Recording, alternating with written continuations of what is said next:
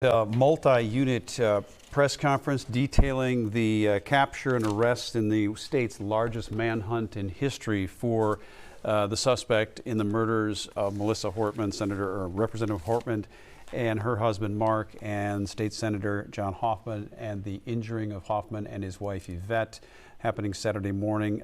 Vance Boelter, 57 years old. They detailed how he was spotted.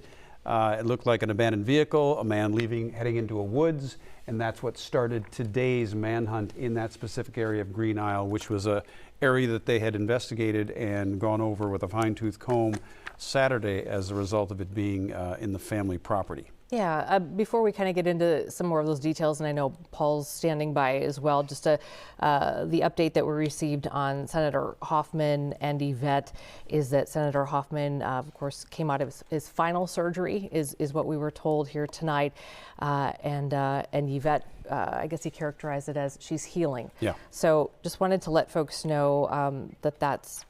Oh, okay. Lori tells us that we do have a statement from the Hoffman family. Let's take a look at that as we want to try to just remember the folks who are so impacted here. But she says this is about 3 pages, but you can see there. Let's see this is from the Hoffman family. Oh, wait a second. Is this? This is from Yvette, yeah? Yeah, it's a little far lower. But first and foremost, John and I hold a deep and profound gratitude for the work of our law enforcement agencies and the public for their help in bringing the suspect to justice while diligently keeping our communities safe during this extremely difficult and senseless event. So as I'm reading this, Randy, John and I, this sounds like this is from Yvette. Yeah. John and I are both incredibly lucky to be alive. We continue our healing journey and are humbled by the outpouring of love and support our family has received from across the state and our nation. And it goes on to say there is never a place for senseless political violence and loss of life. We are devastated by the loss of Melissa and Mark, and our hearts go out to all those who knew and loved them both. We are always at our best when we unite together again. That is from the Hoffman family, presumably written by Yvette, the wife of Senator John Hoffman, both recovering from multiple gunshot wounds. Senator Hoffman receiving 9 bullet hits and Yvette receiving 8 bullet hits. Amazing, and miraculously both are expected to survive. It's amazing to hear from them tonight. This is the first time we've been able to actually hear from them, and it's wonderful to be able to get their reaction to this, and of course their daughter Hope, who was also in the home at the time and who we learned today is the one who ended up calling 911, and we just want to continue to remember them, and of course the Hortmans as well. Do we want to check in with Paul? Is he in a place to chat with us? Okay. I think you're going to hear from Paul is that this was a law enforcement teamwork, huge amount of officers working on the capture of Luther Boelter, and so your take, basically big teamwork, biggest manhunt in Minnesota history, Paul, and they are relieved as much as we are that this man has been captured. Yeah, I mean, a lot to unpack during that news conference as someone who jumped into coverage on this yesterday morning, reporting live outside the Hortman house, seeing that fake police squad car in that driveway. And I asked Drew Evans, I hope you heard that exchange, how important was the fact that Brooklyn Park Police went and checked the Hortman house. Tragically, they got there too late, but according to the charges, they got there as they saw this gunman, believed to be Vance Boelter, fire and kill Mark Hortman, and then he had to abandon the vehicle. He was then on foot. Criminal complaint, unsealed tonight, would show there were several more guns, more ammunition, more weaponry in that security car. And the superintendent just said up there confidently that if he gets out of that neighborhood with that vehicle, with his list, his manifesto, a lot more likely would have happened along the lines of further tragedies. As it is, we lost Speaker Emerita Yes, sorry, Amy. No, go Yes. ahead, and I apologize for folks at home. There's a little bit of a delay here. I didn't mean to interrupt you, but at that point, I just wanted to sort of stop you and take folks through a little bit of the timeline there, because we know that after he fled that scene, there was, correct me if I'm wrong, but there was that scene in Minneapolis where the vehicle was, where he knocked out. Can you kind of take us through that? Because that looks to be sort of where he went after he left the Brooklyn Park scene. Is that right? Right, he would have fled on foot. He got out the back doors, went back of the house, went out onto Edinburgh Golf Course, and then next spotted in Minneapolis. Photos of him at a business, photos of him, or video of him. We think getting into like his vehicle, knocking out a window, maybe picking up stuff around 6 a.m. Authorities had thought they had maybe contained him to a 3-mile square. Remember, there was that shelter-in-place order up in Brooklyn Park, but he clearly got out of there, and then would have picked up that vehicle that then is subsequently abandoned early today in Sibley County, that Buick. And then remarkably, we just learned that they thought a police officer spotted him running into the woods. We talked in one of our earlier live shots, didn't we, about did they have this feeling that he was close once they found the hat? The car, you wonder now if he was running into the woods, and now the hat's on the ground. You start kind of potentially picking, kind of connecting some dots here. Did he take off into the woods, and that's where he's been, all this time? Eventually, they would obviously. It sounded like, we've reported the drone use to pinpoint his exact location. We understand a trail camera was a key helper in identifying exactly where he was in that rural area of Sibley County.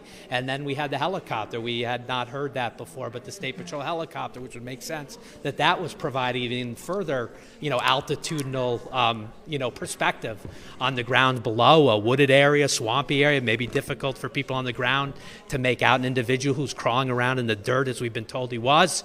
But that is what led these SWAT teams, and it was interesting to me. Again, I had to have a relationship with the Brooklyn Park Police Chief, Mark Bruley, but this remained their case. You heard that in his voice, and it sounded like he was proud that it was his SWAT team that was initially. I mean, everyone will agree it was a massive law enforcement team effort, but I just heard in Mark Bruley's comments and his belief that this was their case, this was their speaker, this was their hometown that was so tragically crushed by what happened early Saturday morning, what's been described as a political assassination in Melissa Hortman's home on Edinburgh Golf Course yesterday morning. Now to the culmination, he is in custody, Vance Boelter. They would not say where he is being held right now. They did say law enforcement is questioning him. I thought a couple of other interesting points that we should revisit. The fact that Drew Evans, the BCA superintendent, did list several other states of who was on this manifesto. I know authorities were trying to redefine what they meant by the manifesto. It might have been ramblings, notes, thoughts. It wasn't an edict. It wasn't a directive of what he was going to do, but it sort of conveyed what he was feeling. Drew Evans listing off Wisconsin, which we had known about. Some reporting locally had said several lawmakers in Wisconsin, Illinois, Iowa, Michigan, Nebraska. So several states have been alerted to the fact that names are on that list. And it is a scary time all across the metro. I've used this anecdote today talking to a suburban police chief whose city was not immediately impacted by what took place, but he's had to put squads out in front of even people not on the list, all of his lawmakers' homes in the jurisdiction that he covers because of the concern that Boelter may be targeting other people. He was alive. He was on foot. We didn't know where he was. Tonight, authorities knew where he was. They went in, massive team effort down there, and he is now in custody. I don't see the video return right now, but we obviously have that photo of him that has been shared widely tonight. There it is. Law enforcement, SWAT teams in those military-like fatigues, the helmets, and Boelter, in custody. Superintendent Evans did not want to say what Boelter may have said upon his arrest, but he did clearly surrender peacefully. He put his hands up. He followed the voices as he was commanded to, and he's under arrest. Yeah, Randy, sorry about that. Just a couple things there, and you're on the same vein as I'm trying to get some more details. The question was asked a couple times if whether or not law enforcement or investigators believe that anyone helped him. That was one thing. The other thing that was Yeah. addressed was whether or not federal charges would come into play, and I know that that was a question that was asked early on as well. Address those for us if you can. Yeah, let me take the federal. We understand a federal warrant was issued, a federal arrest warrant bulletin was put out nationwide out of an abundance of caution, was my understanding. I thought there were some underlying charges that went with that. The superintendent described eluding authorities, eluding prosecution as a federal offense, and that the warrant went out under that premise. He sort of backtracked, though, in his verbiage tonight, just saying the state charges are now unsealed, and now we'll consult with the feds to see if certain charges are appropriate. So I was curious about that. That's going to require a little bit more digging, but certainly the state charges commence immediately. Those were filed under seal. They were released. We had the details earlier. I don't have able to quote, but again, heavy weaponry found in his SUV, a bunch of evidence, the mask that we see, that one photo of him in that creepy old, mask and silicone-type mask, which we believe now, connecting the dots, that photo was taken outside the home of Senator Hoffman.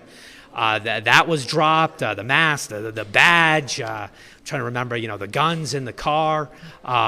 But there's the mask picture. We now know that the mask was dropped. The replica, a badge. Remember, I just remember, yesterday, Mark Bruley saying if that guy showed up in the room of law enforcement, you saw his badge, it would have looked just like mine. This guy would have looked just like law enforcement. And you think about who was in this room a moment ago and how law enforcement felt their commitment, their service was violated by this guy showing up in the dark of night to two lawmakers' home under the guise of being law enforcement, to wake those folks up and then to attempt to assassinate and clearly in the Hortman house assassinate, a husband and wife, a lawmaker. This meant so much to law enforcement. I told you earlier I was kind of curious the tone it would take, and I think you saw, what it was. Clearly, from the governor's emotion, still this can't happen again. The loss of a dear friend, a glass-breaking Speaker of the House and Melissa Hortman, to the law enforcement, to Brooklyn Pride, taking pride that this was their case, their SWAT team. They were going to get this guy today. And here we are 43 hours later, the state's largest manhunt in its history, according to Brooklyn Park Police Chief Mark Bruley. And Paul, just up on the screen there a moment ago, we just had a list of sort of the arsenal, some of the weapons that were found in his vehicle. And, we talk about the question you asked, which I think a lot of us who've been following this since the beginning have really looked at that pivotal moment when that Brooklyn Park sergeant in the middle of the night has that feeling and says, we need to proactively send a couple of officers to the Hortman home. And that timing, and while, you can look at it and say, well, they got there a little late. Of course, yes, there's that. And also, wow, look at what they thwarted here. And the fact that it completely changed, we can only assume completely changed the course of what the suspect was going to do that day. Talk a little bit about, too, the fact that, 43 hours, Chief Bruley said, 43 hours. The fact that everything that has happened in the last 43 hours, and there was no additional loss of life, public, law enforcement, it is just incredible given all the unknowns with this suspect. And worth pointing out, Amy, we learned in this news conference when he was arrested, he was armed. So he still had weaponry with him. They did not elaborate on what he was found with, but he clearly kept some type of weaponry as he's on the run, on foot. But yes, the superintendent of the Bureau of Criminal Apprehension was crystal clear to my question that more tragedy would have unfolded had those Brooklyn Park police officers not encountered a Boelter on the front stoop of the Hortman home. Tragic, the losses that occurred that day, but the lives that were saved by that action, putting him on foot. My perception, as I'm just kind of processing it through my head and, trying to make sense of what could have been, I was thinking if he gets into that vehicle, maybe he's long gone by that point. He's no longer on foot. He doesn't have to go back to to familiar turf, right? He goes back to the room he rented, we now know, in Minneapolis. He came back towards Sibley County, where we know he has property. I wanted to ask how close the arrest was to his actual property. I didn't get a chance to do that. I would be curious to know that. But my thought was, without the vehicle, he now had no, immediate plan to get away. But in hindsight, now that we see what was found in that SUV, I believe, and it doesn't matter what I believe, the superintendent said it, the BCA, the lead law enforcement guy in this state said, no doubt further tragedy would have had unfolded if not for that encounter on the front stoop of the Hortman home early yesterday morning. Paul, it's been described as a political assassination by some, including us, and I think that's probably fairly safe in this situation, but it does beg the question, motive in a situation like that. That was addressed tonight, but it was brushed off in that they said, and correct me if I'm wrong, that they're working hard at looking at what the motive may have been. I assume that the manifesto, or what's described as a manifesto, would lend clue to that. Yeah, the manifesto will be key. What do those readings say? The scrawlings, I think, perhaps more importantly, I don't know the state of mind of this man at this point, but does he open up to authorities? There was sort of, as you think about the different scenarios, how this plays out, I think there probably are some people who are surprised he was taken alive and that he is in custody. And now he has the ability to speak out. I mean, I hate to bring up connecting this to anything else, but I think of the Mangione, the United Healthcare, killing assassination that so touched Minnesota as well. When someone is taken alive and has a political, message to share, what comes out, what do we hear, what does he say in court, what does he say when we see him next? I mean, here's a guy now, this begins a criminal process. Within 48 hours, he's going to have to make a first criminal court appearance. So I will be very curious to hear what he says. And then, yes, how the manifesto, again, it was described a little differently, more notes, more thinking, more thoughts. Why did he target these two lawmakers in particular, Champlin, Brooklyn Park? I mean, he's, as far as we know, he lives in Green Isle. He rents in Minneapolis. He's on this nonpartisan, board with the state of Minnesota. Where does, you need to start putting the pieces together. And I'm not an expert at this point on the man's life, but suffice to say, now that he's taken alive, you would certainly think we might get more insights into what he was thinking, why he tried to carry this out. And again, there are more names on this list, more states. Has he been in contact with other people? I'm curious to see how this unravels beyond just him. But as you heard authorities say tonight, right now, he is the one responsible for these just heinous attacks here in our home state. Paul, I was wondering if anybody would ask, and maybe I guess it's not as relevant at this moment, but his family, wife, and we understand children as well, and they did come into play. At least the wife did come into play in some of this. Do you want to kind of go over that and what we know about what happened? Yeah, we were able to ask Superintendent Evans about the wife earlier today. So yesterday morning, mid to late morning, the shelter-in-place order would have been in effect in Brooklyn Park. Up in Onamia, so Mille Lacs County, total other direction, straight north up towards Lake Mille Lacs. Mille Lacs County, another county, Randy would probably know a little better, but probably about an hour away from the metro in that direction. There is a traffic stop conducted. And I'm going to use the term detained. There were no arrests, but they stopped a vehicle that had Vance Boelter's wife and several other family members. We have confirmed that there were passports, there was cash in that car. Others have reported there was some weaponry in there. We know they held on to those folks, the wife, perhaps kids, but definitely loved ones, and questioned them, searched the vehicle. They felt the family was cooperative, so cooperative to the point that they ended up releasing them, that they were allowed to go on their way. And there were a lot of questions. I had them earlier today. Like, why not hold, family, even if, there's no direct connection, but as the superintendent said at that point, they cooperated, and in these times, people may act alone. I also think about that close friend at the Minneapolis, rooming house where he rented a room. They were reading text messages yesterday, sort of absolving them of any involvement. There was definitely, the authorities did confirm there was contact being made between him and other people close to him. They didn't necessarily feel they were being material aid, that they weren't necessarily helping him evade police or evade arrest. But yeah, that wife, I'd be curious to know more, and perhaps we'll learn more in the coming days. But in the end, there was a traffic stop conducted, and they just felt the family had cooperated enough to the point where they were allowed to continue on their own. Perhaps an indication, if we read it, for what it is, that this man acted alone, at least as it in relation to his own family. Yeah. Paul, Governor Walz was the first to speak tonight. His message was fairly clear that, and I'll just quote one thing that he said. Melissa was the core of who we are in Minnesota. He was referencing her ability to bring, politically speaking, two sides together to just even discuss what can be a very diametrically opposed political environment at the state legislature at times.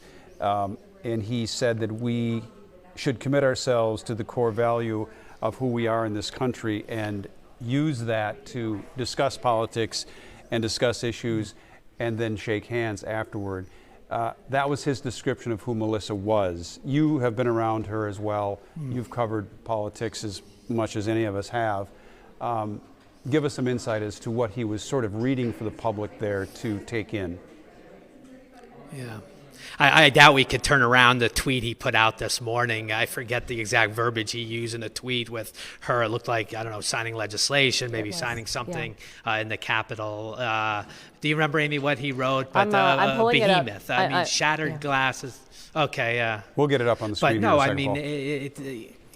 she took a crushing vote 1 week ago to pass the bipartisan budget, a state that is deeply divided. And I've kind of moved away from covering the Capitol, but our legislature is one or two in the country that has a divided legislature. And while it took overtime, we certainly got to a balanced budget this year, thanks certainly in large part to the leaders in both parties. And you could tell yesterday the emotion he shared yesterday. And I remember Corin Hoggard, my Capitol colleague, was here yesterday, and he remarked that as soon as Walz was done speaking, emotional, just crushed, having just learned of the assassination of his clearly a dear friend, he left the room. And I will point out that Walz did leave the room as soon as he finished his remarks here tonight.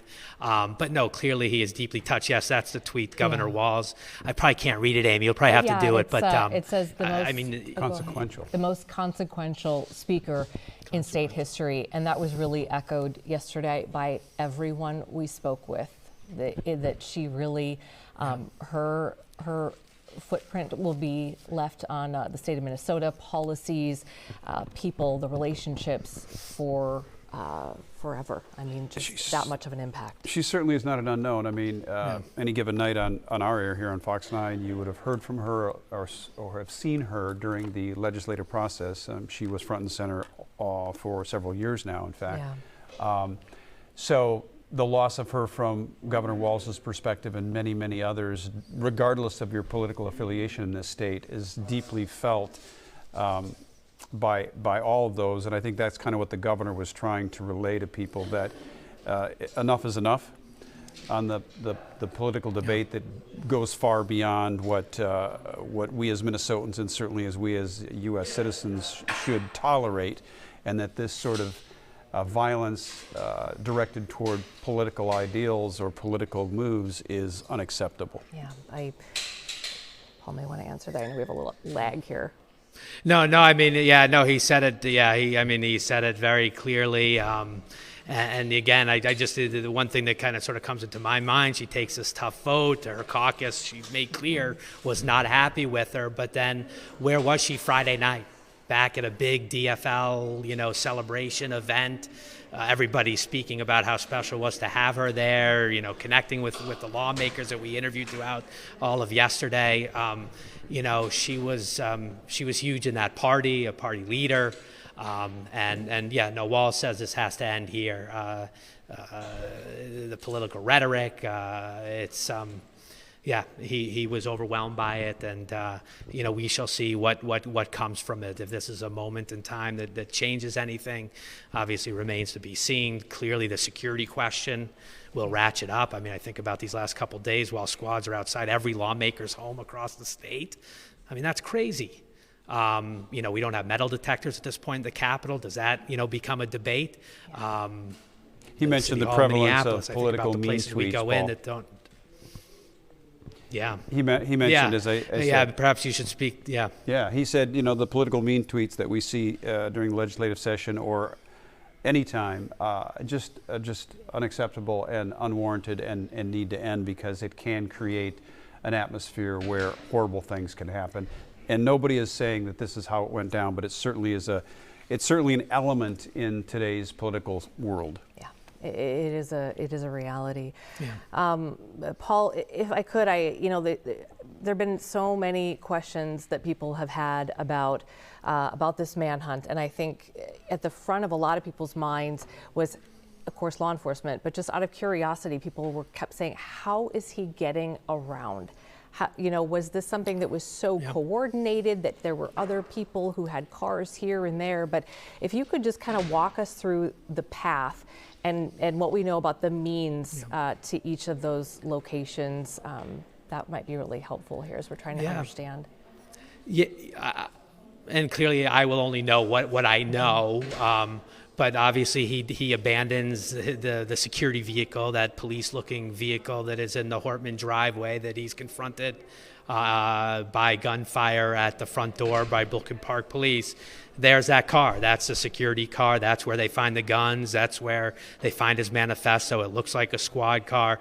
But he abandons that. He's now on foot. So as we piece this together, I think he gets into Minneapolis, right? 6 a.m. as we understand it. He goes to that rooming house, and perhaps he gets one of his vehicles, because this Buick that would eventually be abandoned early this morning in Sibley County is connected to him. So, I mean, where he is in the sort of that 12-hour period, I don't know if we've gotten a clearer picture from law enforcement.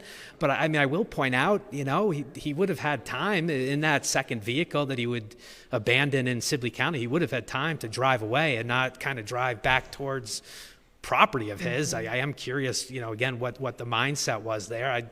You know, you'd be long gone, right? The question was asked earlier today, do you think he's on his way to Canada? Like, well, you know, it just seems odd in terms of if you're thinking, you know, I hate to say it, like a potential madman, like, you know, get out of here. But, you know, he stayed close, and, you know, the car's abandoned in Sibley County. Now we have come to learn that a police officer might have seen the abandoned car and even seen him on foot running into the woods. So now he's on foot in this area. I know one of the other reporters had asked about reports that he was on a bicycle at some point in that rural area of Sibley County. Maybe he got on one of those. But clearly now that this day with this abandoned car being found at the time he did, and likely an eyeball spotting him, he would have been on foot or something similar, whether it's a bike or not, but in that area for, you know, what would have amounted to, you know, 12, 18 hours down there in Sibley County. But yeah, you know, from the security car to the car at his Minneapolis,